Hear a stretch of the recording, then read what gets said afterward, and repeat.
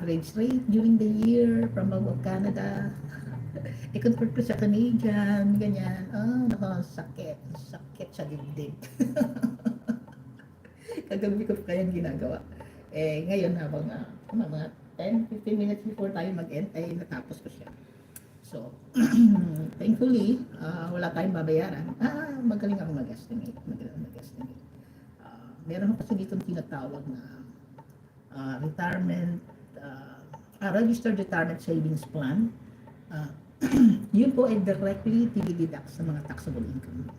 Ako, during last year pa, during the year, may monthly contributions.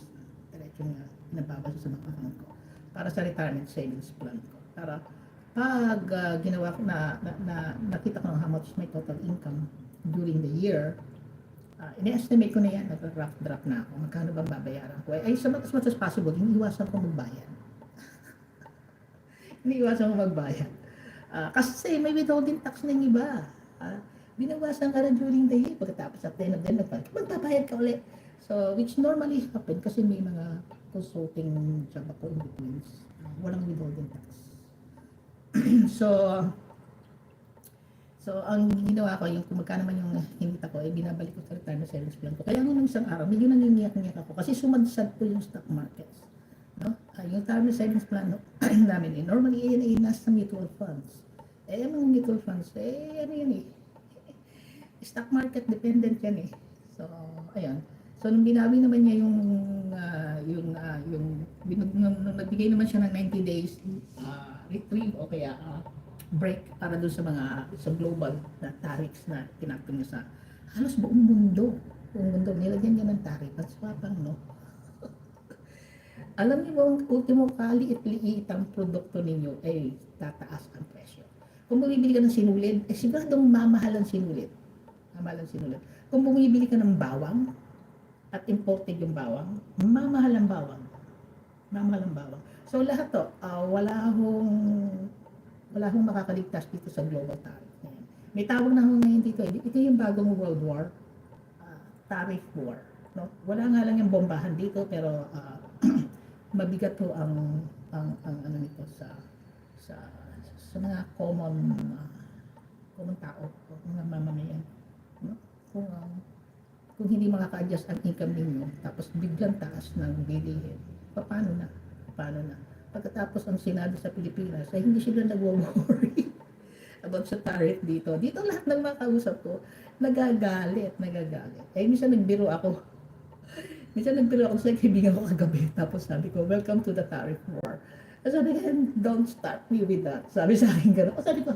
Sabi ko, wow. Tapos, nag-produce na siya. Sabi ko, sorry. Sabi niya, I didn't know you're so upset. Then sabi niya, not on you, my dear, but to that crazy guy in White House. Walang magawa. Ay, sinishare ko lang po sa inyo. Kaya nga kanina din sinasabi ni Your Honor, nunod ka sana. Enjoy ka lang. Pero alam mo, kung makikinig ka ng Senate hearing, may stress ka lang. Diba? Kasi kung saan yung mga ano dyan, titry ko manood dyan nabubisit lang ako sa mga testimony at saka yung sinasabi ng mga witnesses ko, no? Diba? Minsan, iba, obvious kasi nagsisinungaling. Okay, diba, yung mga nagtatanong na mga, alam mo na, yung mga nasa gobyerno, obviously, nagpipretend na maraming alam. Diba? Kaya, hindi ko titinan ko lang yung end result, ano bang nangyari. Kasi hindi naman, sinasabing na in aid of legislation, actually, in age of election, incoming election, sino ang pabida, sino ang hindi. Anyway, sa mundo ng YT ay may mga taong pabida rin. Anyway, so, kanina pa ako anyway. Habit ko na ho yan magsalita.